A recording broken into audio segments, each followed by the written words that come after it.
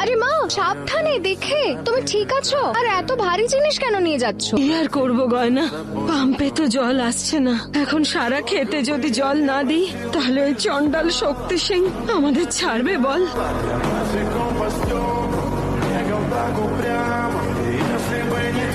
আমার ভাইকে গুলি করে পালিয়েছে তোমার স্বামী শক্তি সিং রাবণ এই গ্রামে। তোমার মেয়েকে তোমার চোখের সামনে থেকে তুলে নিয়ে যাব।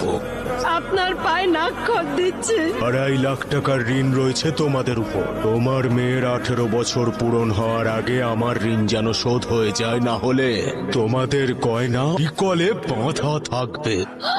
আমার কথা শোনো, বিয়ে করে নাও আমাকে। তোমার জন্য লাল পাড় শাড়ি এনেছি। আজকের মজুরিটা দাও শক্তি সিং। না, আজকেও শুধু 50 টাকা। চলো মা। এখনো ভালো করে বোঝাচ্ছি, বুঝে যাও।